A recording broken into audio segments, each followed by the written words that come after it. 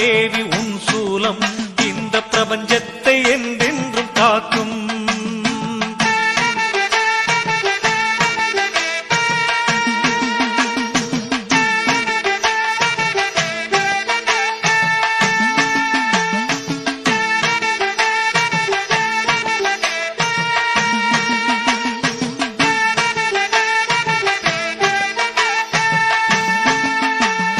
ராகென்ற பாம்பான கேதும் பல நீங்காத தொல்லைகள் தந்திட்ட போதும், ராகென்ற பாம்பான கேதும் பல நீங்காத தொல்லைகள் தந்திட்ட போதும், ஆகாத நிலையிலே சென்று